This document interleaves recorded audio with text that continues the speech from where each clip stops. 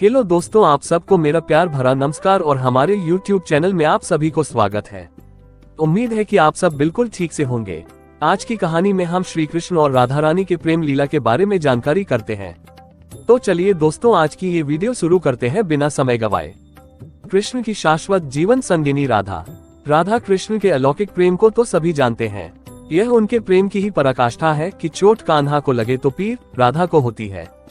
पुराणों में श्री राधा रानी को कृष्ण की शाश्वत जीवन संगिनी कहा जाता है। लेकिन क्या आप जानते हैं कि इस प्रेम की शुरुआत धरती पर कब और कहां से हुई? कथा मिलती है कि श्री राधा रानी की कान्हा से पहली मुलाकात तब हुई थी जब वह स्वयं 11 महीने की थी। तब श्री कृष्ण महज 1 दिन के थे। उस समय उनका जन्मोत्सव मनाया जा रहा था। कहा जाता है कि उस समय राधा जी अपनी माँ कीर्ति के साथ नंदगांव आई थी। तब वह अपनी माता की गोद में थी और कन्हैया पालने में। तो ऐसे राधा जी की संग पहुंच गए कान्हा। गर्ग संहिता में उल्लेख मिलता है कि जन्मोत्सव के बाद कान्हा दूसरी बार राधा जी से तब मिले जब वह अपने पिता नंद बाबा के भांडीर वन से गुजर रहे थे। कहा जाता है कि उसी समय नंद बाबा जी के सामने एक दिव्य ज्योति प्रकट हुई। बताया जाता है कि जो स्वयं श्री राधा रानी थी, उन्होंने नंद बाबा से कहा कि वह कन्हैया को उन्हें दे दें। तब नंद बाबा ने कान्हा जी को राधा रानी की गोद में डाल दिया। कहा जाता है कि यह मुलाकात लौकिक नहीं बल्कि अलौकिक थी। राधा रानी के पास जाकर बालकृष्ण ने त्याग दिया बाल रूप।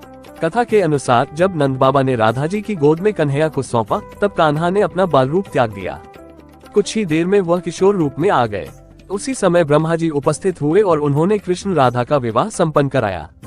कथा के अनुसार कुछ दिनों तक राधा कृष्ण एक साथ उसी वन में रहे और फिर राधा रानी ने पुनः बाल रूप के श्री कृष्ण को नंद बाबा को सौंप दिया। तो यहाँ से शुरू हुई थी कन्हैया की प्रेम कहानी। कहा जाता है कि वन की मुलाकात के बाद राधा जी और कान्हा संकेत नाम की जगह पर मुलाकात हुई थी। ये स्थान नंदगांव और बरसाना, जो कि राधा जी की जन्मस्थली थी, उसके बीच में है। यह एक छोटा सा गांव है। मान्यता है कि इसी स्थान पर मुरलीधर और राधा की अद्भुत प्रेम कहानी शुरू हुई थी। बता दें कि हर साल भाद्र शुक्ल अष्टमी से चतुर्दशी तिथि तक संकेत गाँव में राधा कृष्ण के प्रेम को याद किया जाता है। उनकी याद में उत्सव का आयोजन किया जाता है। भगवान कृष्ण और राधा कहाँ मिला करते थे? ऐसा माना जाता है कि जब भगवान कृष्ण और राधा अक्सर वृंदावन में मिला करते थे। हर रोज भगवान कृष्ण झरने के पास बांसुरी की मधुर धुन बजाते थे और राधा जी उसी मधुर ध्वनि को सुनकर उनसे मिलने आती थी।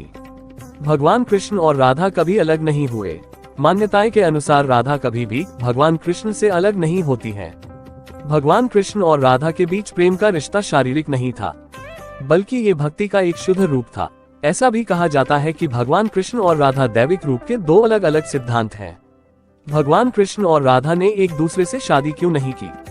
भगवान कृष्ण और राधा ने एक दूसरे से शादी न करने का फैसला इसलिए किया था क्योंकि उनका ऐसा मानना था कि प्रेम और विवाह एक दूसरे से बिल्कुल अलग हैं। ये साबित करने के लिए कि प्रेम शरीर से नहीं बल्कि भक्ति और शुद्धता के साथ होता है। दोनों ने एक दूसरे से शादी न करके प्रेम की परम भक्ति को पूरे विश्व के सामने रखा। कुछ मान्यताओं के अनुसार राधा खुद को कृष्ण जी के लिए सही नहीं मानती थी क्योंकि वह एक गाय चराने वाली थी। इसलिए वह भगवान कृष्ण से शादी न करने के अपने फैसले पर अटल थी। इसके अलावा एक मान्यता और है कि भगवान कृष्ण और राधा एक दूसरे को एक ही आत्मा मानते थे, इसलिए उन्होंने बताया था कि वह अपनी ही आत्मा से कैसे शादी कर सकते हैं। तो दोस्तों, आप सभी को आज की जानकारी कैसी लगी? अगर अच्छी लगी तो कृपया वीडियो को लाइक, शेयर और सब्सक्राइब कर दीजिए और कमेंट भी जरूर करें। मिलते हैं अगली वीडियो में, तब तक आप सभी बिल्कुल सुरक्षित और खुश रहे। धन्यवाद।